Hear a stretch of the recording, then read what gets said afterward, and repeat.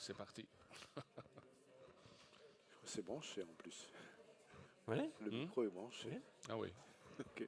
Okay, good afternoon, everybody. I think it's good afternoon. Sorry, we're on COP time. One loses track of whether it's afternoon or morning sometimes. My name is John Merton. I am Senior Sustainability Advisor at Standard Chartered Bank, and a big warm welcome to you for coming along to this panel hosted by Anglo American here in the South African Pavilion, looking at reimagining South Africa's energy future. And I'm delighted to be joined by a really thoughtful and interesting panel here today. Before I introduce them, let me just apologize if you were coming here to see the electricity minister and hear his views on South Africa's energy transition, then I do apologize. He's been pulled away on important COP-related business, so he's unable to join us today. So you have a slightly reduced but nonetheless equally fine panel here this afternoon. And to my left, let me introduce Francois Dao, who is the Vice President for Middle East and Africa for EDF Renewables. And to his left, we have Pierre Ben, who is the Group Head of Carbon Neutrality and Innovation for Anglo American. And then finally, on the far left of the stage, we have Dr. Vikesh Rajpul, who is the General Manager for Just Energy Transition at Eskom. And so maybe if I may just start with you, Dr. Rajpul, maybe you could just set out a little bit of the current context. I'm sure most people here have a very strong knowledge of the South African energy environment, but maybe you could just set just a couple of minutes of context about the challenges that are currently facing the South African energy situation, particularly for those who are not familiar with lovely terms such as load shedding and so on. You could just set the scene for us in terms of where we are in the electricity sector in South Africa today. Absolutely, and good morning, everyone. I'm not sure where to start because the problems are so many, right? But in essence, we have a challenge in balancing supply and demand. We haven't built sufficient capacity from a generation perspective, according to our IRP 2010, 2019, and other plans that we've had in place regarding build of new generation capacity. That's resulted in a supply-side constraint. In addition to that, as Eskom, we've not had cost-reflective tariffs for a number of years in an effort to try to reduce or keep our tariffs as a country down to an affordable level. And as a result, the state-owned utility Eskom has not done maintenance on all of its equipment in the manner that it should have, simply because we didn't have sufficient funding for that. We find ourselves now in a situation where we have plant that's aging, plants that's not performing as it should, and even those plants that were earmarked for shutdown, we're now looking at continuing the use of those power stations so that we could assist the country in balancing or having sufficient generation capacity, not sufficient, but in as far as we can, while the country goes through the process of building new generation capacity. From an Eskom perspective, there have been some discussions about us prematurely shutting down coal-fired power stations, and there have been some commitments made in terms of the carbon reduction from a country perspective regarding NDC targets, and we view it as a very tight balance in what we refer to as the energy trilemma. Now, the energy trilemma speaks to energy security, it speaks to energy access and affordability, and it speaks to sustainability. And each of those elements or pillars have a very different and unique approach as such. And we need to find a suitable balance for all of those elements of the energy trilemma. In addition to that, as a country, we have a unique challenge where we have what's called the triple challenge of unemployment. It's unemployment. What is the other two? Inequality and poverty. Thank you. Right? So we have this triple challenge. So while we have social challenges as a country, we need to build new generating capacity. And in doing that, we've taken a decision to decouple our repurposing and repowering initiatives. So from a country perspective, from a generation perspective, there are a number of initiatives that's being led by the country, by the presidency, things like the NECOM, things like demand-side management from a country perspective that we're looking at adding additional generating capacity. That influences the ESCOM generation strategy, where from a generation perspective, we are looking at reviewing the decommissioning dates of our power stations. We're looking at improved maintenance and operations of those power stations. And then finally, those two impact the ESCOM's just energy transition strategy, because the JET strategy looks at bringing those two elements together, the country perspective as well as the ESCOM JET perspective. And in doing that, we look at two distinct elements, one regarding repowering, where we build new generation capacity, not only at our existing coal-fired power stations, but also new greenfield installations, as well as repurposing, where we look at alternative economic activity and economic diversification at those power stations, because we have historically, and Chair, please stop me at any stage if I'm overdoing it, if I'm extending my welcome, right? And a repurposing perspective where we look at economic diversification, where we look at alternative forms of employment for those communities that have been established in and around our power stations. So in that regard, we have established a board, where we have a board-approved JET strategy centered around core principles. We have what we call the 5 E's of the ESCOM JET strategy, and it all feeds into the overall country challenge as such regarding employment, energy, equity, environment, and economic growth and development. And we try to balance all of those elements as part of the ESCOM JET strategy in trying to address the countrywide infrastructure challenges. Thank you very much.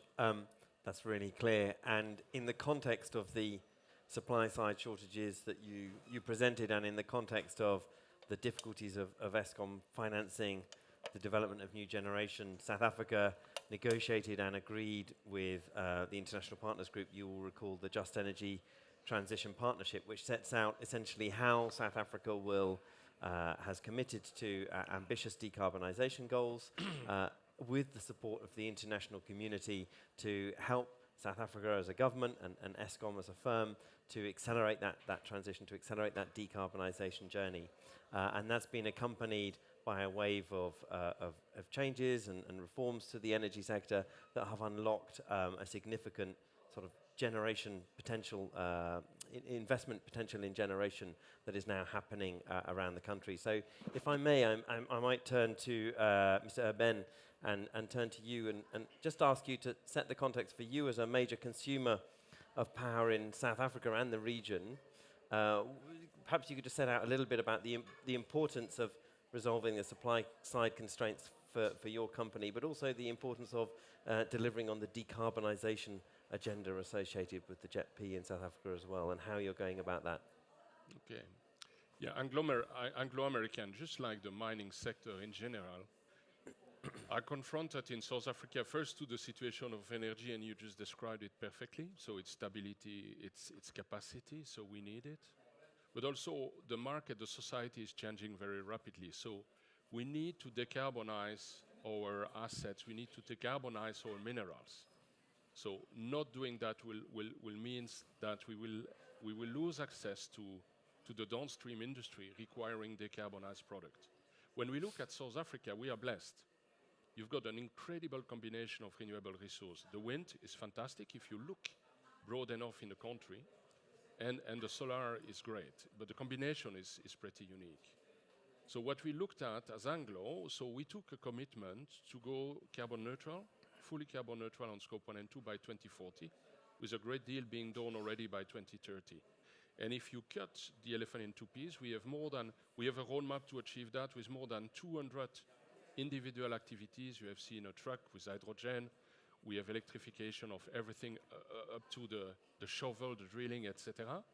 But the main issue we have, the main single issue, is the carbon intensity from the electricity we consume. So that's the caveat. That's the big thing. So we looked at that, and the situation in South Africa, we decided to take our destiny in hand, not to be just a problem, but be part of the solution, because the solution to really fix the gap of production require partnership, require multiple approaches. So we decided to generate ourselves the necessary electricity, and not looking at side by side, which is pretty inefficient, but looking at the region, creating what we call a renewable energy ecosystem that we designed, that would, in a first stage, deliver carbon neutrality or renewable electricity to our mine. But when you think about an ecosystem, you can connect. So it will give access as well to communities around the mines, but also to other companies who wants to join the system, which will be built in synchrony with ESCOM, obviously, because the grid is a key place.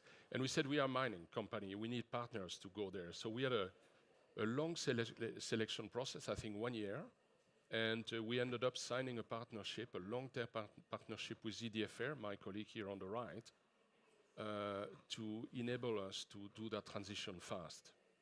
So now we have a plan. We are going to launch, shovel, I would say, the first set of projects, 600 megawatt in a month from now. We are at financial close. We created a company called Envusa to deliver that. And we believe that ecosystem of energy is the first step. So to get carbon neutrality, but once you have that, actually you end up with green iron, green platinum. We are mining products which are necessary for the energy transition. When you think about that, you can start thinking about new green or low carbon ecosystems. So if I have green iron, I've got wind, solar, also hydropower. I've got as well hydrogen, I've got oxygen. Well, I can start connecting green steel to green iron. So co-locating, creating really brand new ecosystem in regions that were traditionally, I would say, focusing on primary extraction industry.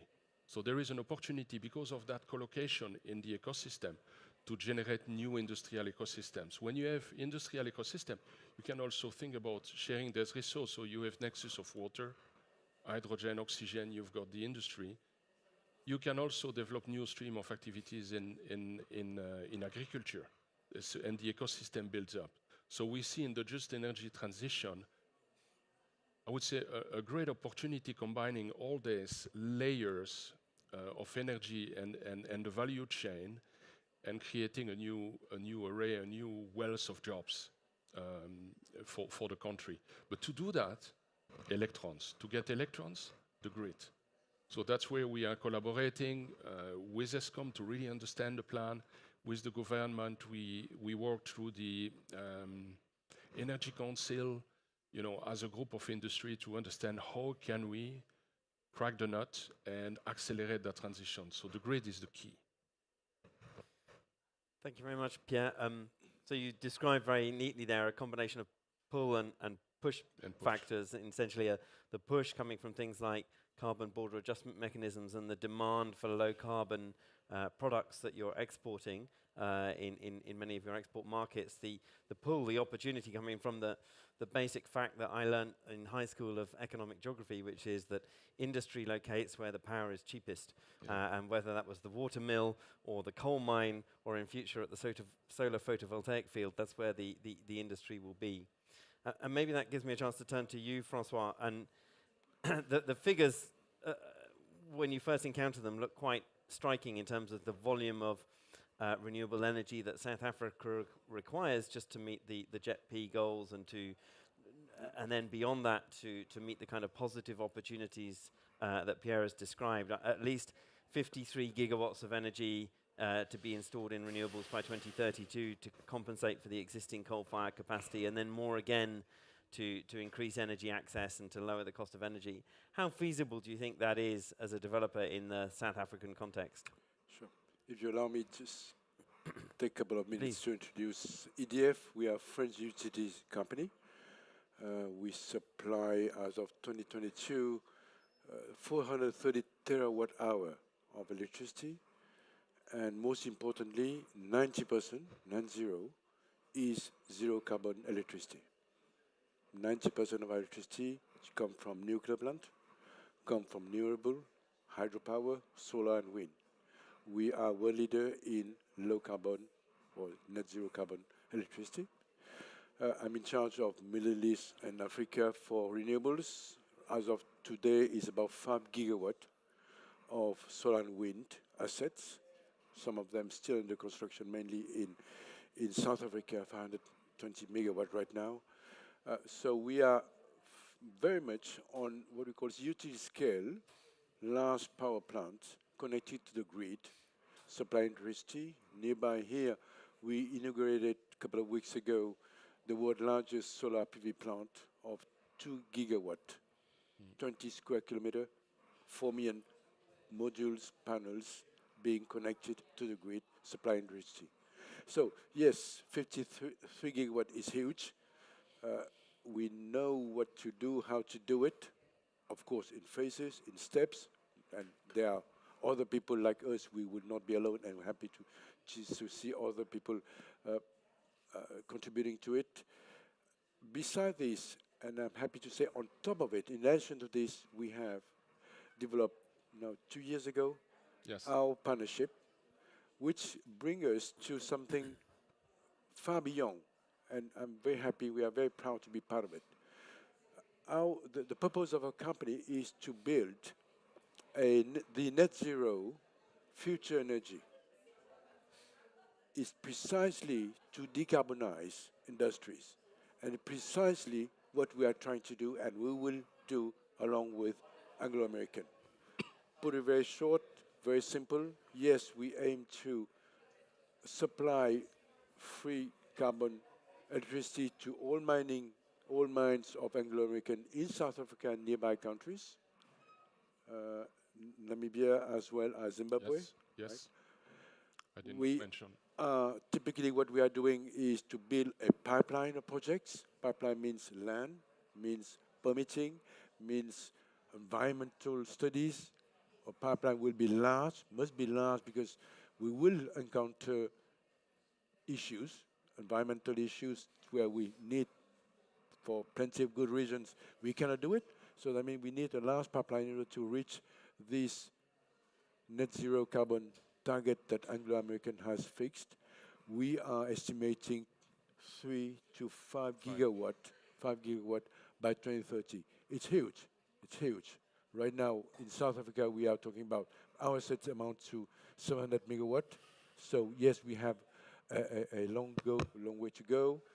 We are mobilized for this, and we know and happy to see that along this table we are all engineers. That means that we are designed, we are built, we are born to find solutions, and together definitely I do look forward to seeing a first financial close of 500 megawatt very soon.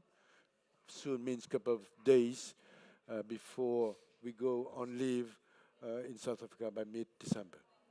Yeah. Thank you very much. If I could just, I'm going to turn to Dr.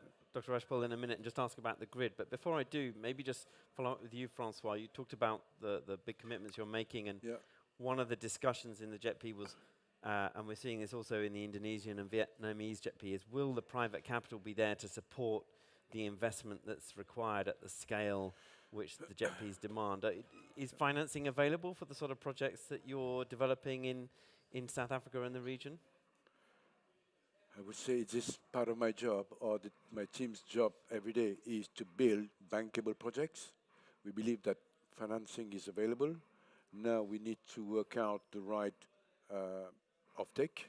Of course, I'm sitting next to one of the best one in terms of offtake, or in terms of need, actually, in terms of electricity. Yes, network is needed. As always, where we can produce optimally, our electricity may not be next to the plant which is using it. So I need the grid to bring, to transport these electrons from one point to others. So it's where we need to work closely with ESCOM to fix this issue, and then to get our electron run freely on this and to the end user.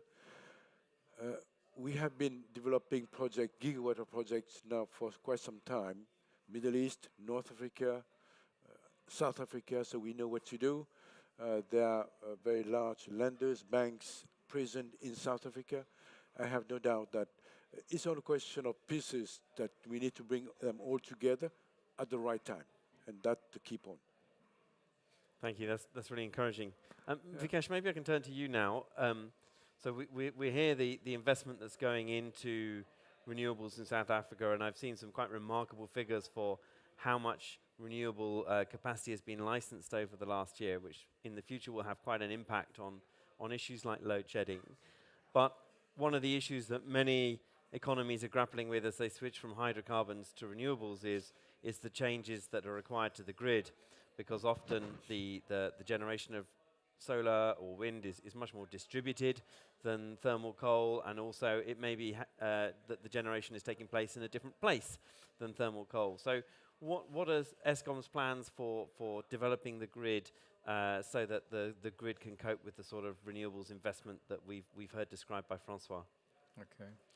It's not limited to developing the grid. I should just point out that we are quite fortunate as a country that our both, well, wind and solar resource, even in the worst places in the country, are still better than some of the resources we have in Europe, right? So and we acknowledge the transmission development plan was published last year. It calls for something like 14,000 kilometers of new transmission line over the next 10 years. It's well documented. The challenges associated with the infrastructure, the challenges associated with land acquisition, servitude acquisition, environmental studies to get the construction to proceed, those are challenges that are well known. But from an Eskom perspective, there are also opportunities in Mpumalanga. We have coal-fired power stations that, and I mentioned upfront, we are not pushing for the premature shutdown of coal-fired power stations, but the average age of our stations is in excess of 41 years, right? So they are reaching end of economic life. They are reaching end of technical life as well. And we have a vast array, a vast amount of land in Mpumalanga that has established transmission infrastructure. Part of the just energy transition, as I've mentioned earlier, is to look at economic or continuation of economic activity. And a concern that we have is what happens to Mpumalanga when those stations are shut down. We are supporting new generating capacity that comes online, whether it is from Eskom or from IPPs, to come online in Mpumalanga to make use or to benefit from the established infrastructure, the roads, the transmission, substations, it's all existing, right? And the slight penalty that you pay from a resource perspective, be it wind or solar, it is offset by the fact that you have the established infrastructure. So what we would recommend is that any subsequent rounds of the REI, of the bidding process, right, regarding the REI 4P, it should benefit or it should incentivize build at established infrastructure, at areas where we have established grid infrastructure. In addition to that, Eskom is exploring curtailment. So curtailment is quite I wouldn't say novel idea, it's been proven elsewhere, but it is quite it is innovative in a certain extent to allow for additional capacity to come online by simply curtailing the existing capacities that you have. Now what that means is that when you have a plant that has a certain capacity, it's rated at say 100 megawatts peak as an example, that substation's allocation is based on capacity. So you immediately take away that 100 megawatts from that station, that substation's capacity. If you were allowed to curtail some of those plants at those peak generation, it allows you to connect more plants. It allows you to connect other technologies like wind, because the two technologies actually support each other from a generation perspective. So there are mechanisms around which you can introduce new generating capacity without having to invest a significant amount upfront over the next few years in the transmission infrastructure. But having said that, we are still focusing on unbundling the three divisions, and the unbundling process is expected to give us a lot more efficiency in developing new transmission infrastructure. It does allow for potential for partnerships as well, and there are many partnership mechanisms available to Eskom that we are exploring. So in an unbundled structure, the opportunities for partnership is a lot higher, it's a lot better. And you can jointly, in partnership with others like Anglo, like Sasol, like EDF, like many other companies, look at how we could partner to establish the infrastructure to get the land acquisition and, well, to acquire land, should I say, and improve the efficiency around which we establish our infrastructure. But while doing that, as I've indicated, let's look at opportunities at existing infrastructure where we can, in a relatively short period of time, add new generating capacity. Thank you. That's really fascinating, and actually, what you're describing is happening globally in terms of curtailment, and the JETB gives us that opportunity to look at solving at a system cost level that actually it may be a lower system cost to build out in a marginally poorer solar area like Mpumalanga than building out elsewhere, at least in the short term. And as a Brit, I can only envy the solar resources you have in Mpumalanga. They're about twice the resources we have in the southeast of the UK, which is the sunniest part of the UK. But solar power on any given day in the UK can still be 8-9% of our electricity, and it's growing fast. So something that's really happening. And curtailment as well is very interesting, because what we're seeing certainly in my market in the UK is the value of the connection point and the transformer and the connection to the grid is actually as valuable for many solar farm developers as their panels. And they're quite happy to overbuild and accept curtailment for the reasons you describe. And also then that creates opportunities for battery construction and arbitrage over time. Absolutely. And so on, and load shifting, all of which helps to balance the grid. Can I just push you on one point, though, because it came up in the discussion earlier. We're talking about South Africa, but I'm going to ask you, and then I'll turn to Ben. But yeah. Can you tell us a little bit about your thoughts on regional integration? Because as we build out renewables in Europe, we're seeing a growth of interconnectors between France and the UK and Norway, and so on, as we expand the interconnections of our grid to manage variability. Absolutely. We have a division or a department within our transmission that looks at, or within the transmission division, that looks at interconnectivity within the SADC region, that looks at bringing in power from Mozambique, from Namibia, from elsewhere, Angola as well. So the long-term plans are to bring in additional generating capacity. It depends largely on those countries' ability to install and build new generation capacity. We know that Namibia, as an example, has fantastic solar resources, amongst the best in the world. Yep. Opportunities for not only solar PV, but also concentrating solar power, which addresses another one of our challenges regarding security of supply, because we spoke earlier about balancing supply and demand, but an important point that we often tend to overlook is the quality of supply. When we look at inertia, things like frequency response, etc. So it is important to look at, and as I've indicated, Namibia has amongst the best solar resources in the world.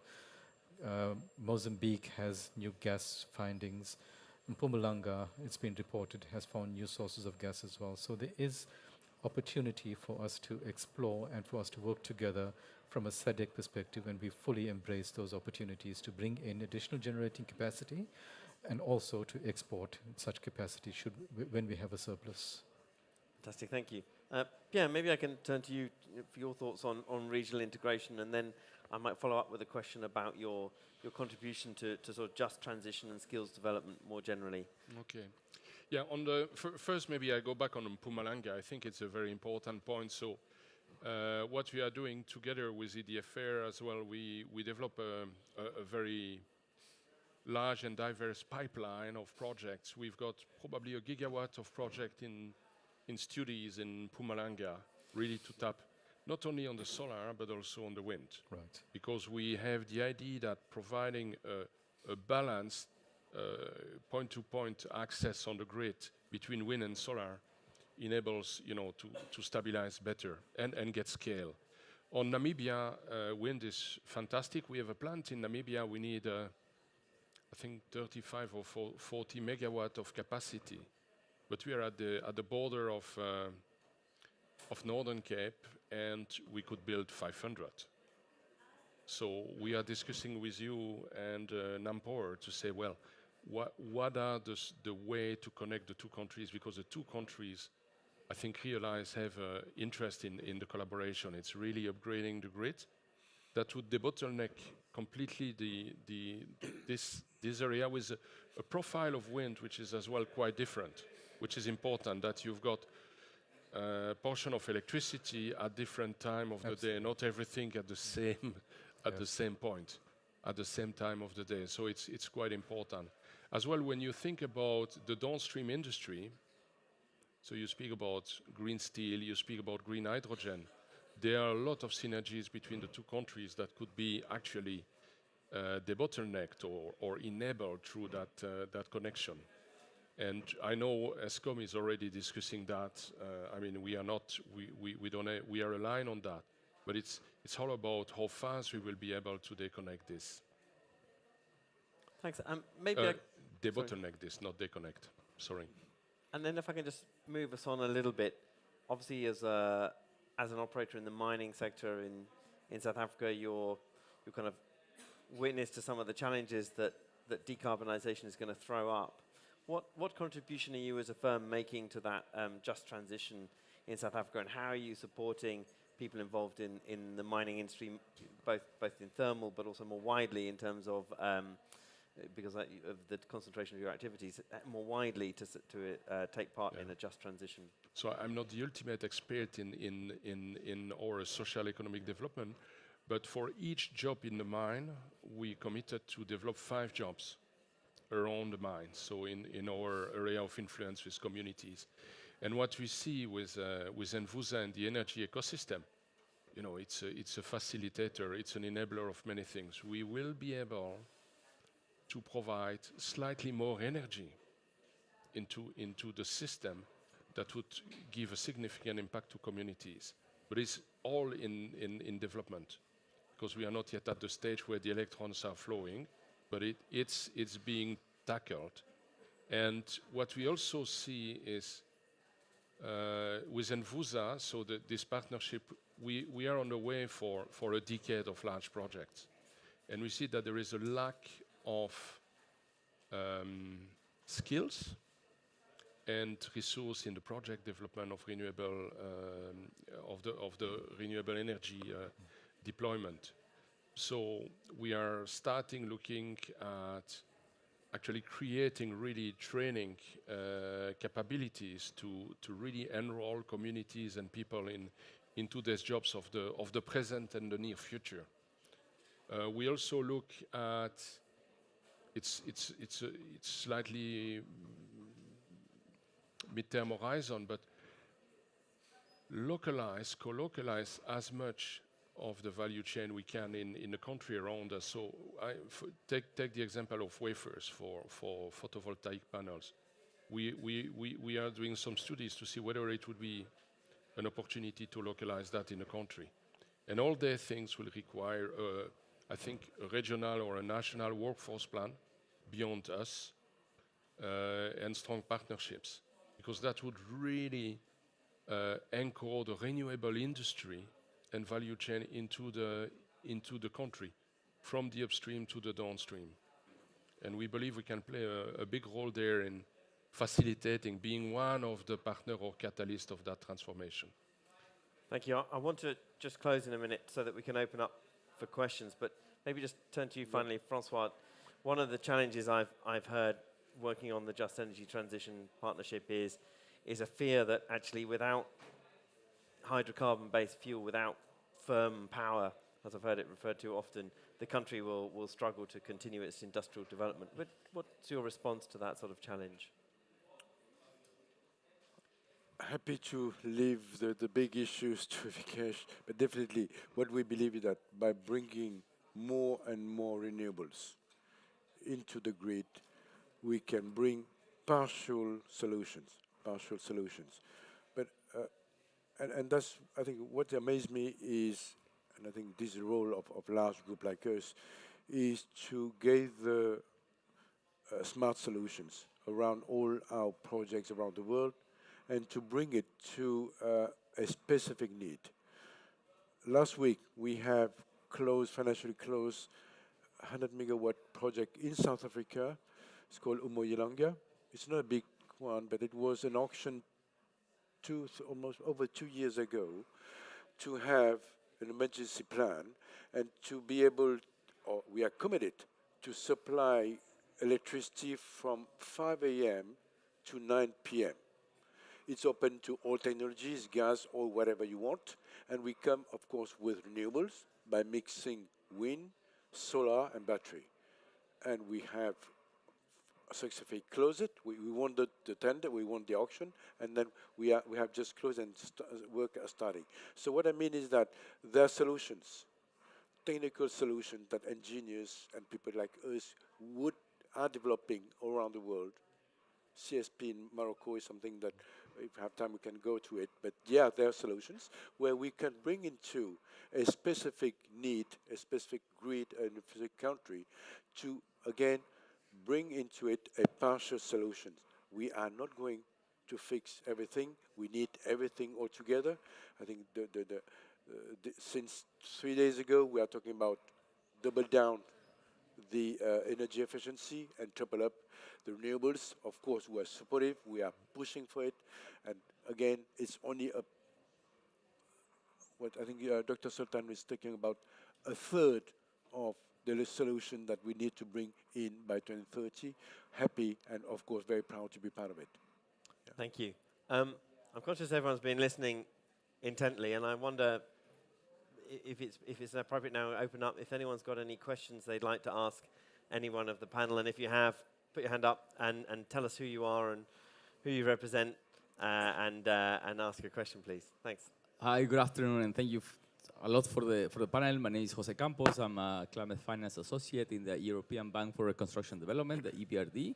We actually helped Egypt last year in its big flagship NOEFI, Next to Water Energy program, which unlocked those idea, not 10 gigawatts of renewable energy, -5 all assets, gas assets, and 10 billion packages. That was the whole, and I was part of the team designing that. So South African case is quite key in the eyes of everyone in the world designing just energy transitions.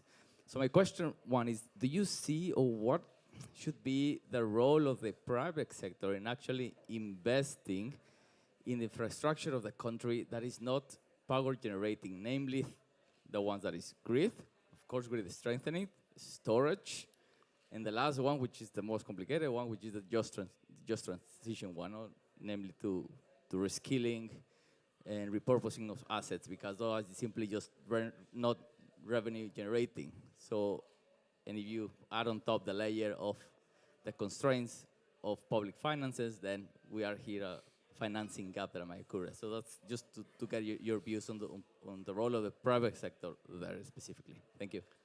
So the role of the private sector in non-generation activities connected to the grid, to storage, to just transition. Maybe, Francois, do you want to have a first stab? Because you've just been talking about storage. And storage, definitely. Private sector have a role to play. We are talking about battery along with renewables. As we have also, we are developing quite large hydropower pump storage, which is one of the most reliable storage way to do it. Nearby here you have Hatta, which is the first and the pump hydro in the Middle East. It was amazing that we developed also hydropower pump storage, of course, in Middle East.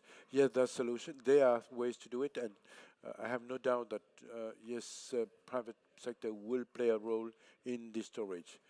Now, the distribution or the transport is the huge challenge.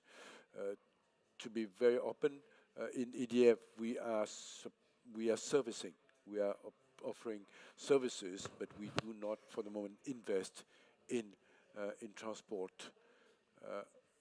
I'm sure for a very good reason, but I leave it to Rakesh. Maybe he. Rakesh, you want to come in and answer any thoughts on the role of the private sector in what should we do and just transition activities? Yeah, it doesn't have to be philanthropy. It doesn't have to be donations. There are many opportunities where private sector can get involved and actually make money, right? You can actually, there are initiatives. If we look at a coal-fired power station, when we look at repurposing, there's a number of precious metals, rare metals that we can extract from a power station that creates employment, right?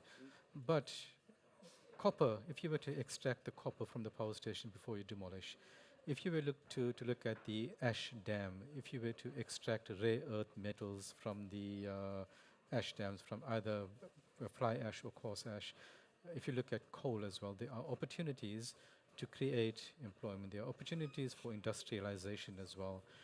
And I don't think, nobody wants handouts for the sake of handouts. We're looking for meaningful jobs, industrialization, and opportunities for employment. And there are many. And ESCOM's contribution, or ESCOM can make, we have made land available already from a leasing perspective for private entities to come in from an electricity generation perspective. But nothing stops us from making a portion of a coal-fired power station that has been mothballed or shut down, make it available for a private entity to come in and manufacture batteries at that center, do PV panel assembly at that center, right? Look at other forms of industrialization, be it green steel, green hydrogen, or steel that you manufacture at the existing infrastructure. So it doesn't have to be only social problems. So it is, the overall value chain creates jobs. We look at job creation in the repowering section or sector, from installation and commissioning of plants by manufacturing as well, operations and maintenance from that perspective, but also in terms of the value chain that feeds into that. The opportunities are significant, and there's a lot of opportunity for private investors to come in and actually run businesses as such.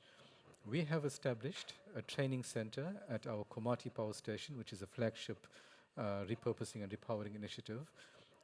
In the training center, we're looking at establishment of small, medium, micro enterprises. We believe that SMMEs and small businesses are the future of the country, right? And we are looking at utilizing these centers like the one at Komati, the one at Crude Play Power Station that will be established, to have incubators to establish small businesses. Those are, in essence, private companies that will be participating in the space, be it in agriculture, be it in manufacturing, across the value chain. There's a lot of opportunities. And if I may use Chair's prerogative, the legislation, as I understand it in South Africa now, sort of does enable private participation in the grid. And the opportunities are there. It may be difficult to fully privately finance investment in the grid at present because of rates of return, but that's if you read the investment plan that was set out by the South African government at COP27 last year, it's very clear the private sector should be fully funding generation facilities on its own, but there's a role for some of the concessional finance that was provided by donors to essentially sweeten the capital stack of investment in transmission, such that you can get bankable rates of return and attract private finance in to support grid transmission build out. And that's a really important thing when you look at the South African fiscus, to maintain the health of the fiscus and to eliminate the need for additional pressure on South African taxpayer. It's a very viable option. Maybe I can see are there any other questions in the audience? Yes, hi. Hi. James Ross from Norton Rose Fulbright. I had a question. Since there's this focus on, or aim to develop a high volume of projects in Mpumalanga, has there been any thought to incentivizing from a regulatory perspective the expediting of these projects, like delineating additional renewable energy development zones, or anything that could lessen the turnaround time on getting the authorizations and that kind of thing? Does anyone feel equipped to speak to that? Vikesh, are you? Yeah, sure. From an ESCOM perspective, we have a memorandum of agreement with the Department of Economic Development and Tourism in the Mpumalanga provincial government. We are looking at establishment of special economic zones to assist regarding manufacture, regarding industrialization as well. And also, there is a REDS currently, a Renewable Energy Development Zone in Imalakleni, and we are working with them to establish not just the SEZ, but also from a training perspective and from other regulatory views, to see how we could debottleneck and have new build in Mpumalanga. Although we haven't seen the IRP 2023, we understand that there will be an incentive for new build around Mpumalanga or around centers where there is established infrastructure, because that is key. And that's where we failed with bid window 6 because of the lack of established infrastructure. I spoke earlier about curtailment as being one option to allow for additional generating capacity, but I do believe that IRP 23 would allow for some of that as well, and the subsequent bid windows that follow that. Thanks. Thank you. I think we've got time for one more question. We've got at the back there. Hi, my name is Chris Leonard. I work at the University of Cape Town. I was involved in the program, the Wind Atlas for South Africa project, just because we're talking about Mpumalanga. And we have not, so there might be wind in Mpumalanga. I just want to caution of the optimism that there is wind in Mpumalanga. As part of developing the Wind Atlas, we put up measurement masts. We have 18 measurement masts at the moment across the country, but we don't have any in Mpumalanga. The reason we put those masts there is to validate the modeling that we do for the wind that is there. So we don't have masts in Mpumalanga. We have not validated or evaluated the model results in Mpumalanga as part of the Wind Atlas project. We are doing that next year in the 4th phase of the Wind Atlas project. So we'll hopefully have a more solid answer for you in the next couple of years about the wind availability in the Mpumalanga and Limpopo region. That's all. Thanks. If I may respond to that, Chair, sorry. There is a company that has installed wind mast very close to our power station. We have procured that already. We are in the process of establishing wind masts for our power stations as well, because it is key that we have good bankable data to inform our study. So I agree with you on the need to have good information, but we are in the process of doing that. And there is one already that has been, Enetrag has done that. Yeah. Thanks. I may, we also have a series of masts in testing in the region in Mpumalanga. But the complexity is not just wind. It's also biodiversity. Absolutely. So we've got a great place in Mpumalanga, but you have voucher, mating and reproducing. Yeah. So we stopped the project because that would really have an impact on a negative impact on a place, and we didn't know it before because it was not mentioned. The place that you avoid from the beginning, obviously. So there is a lot of learning, and it's quite complex, actually, learning by doing. Thank you. I think that's all we've got time for, because we need to make the room available for the sessions that follow. But thank you very much for coming and listening to our panelists. Thank you. I think you've given us encouragement that though load shedding is a daily reality at the moment, there is a bright future for the energy system in South Africa, and that will drive the economic development of the country, and that's something that we can all look forward to and work towards. And maybe it sounds like there's a requirement for information sharing, even on sort of technical data on wind availability and so on, to speed project development and accelerate that still further. So thank you very much for coming, and thank you to our panelists. Thank you.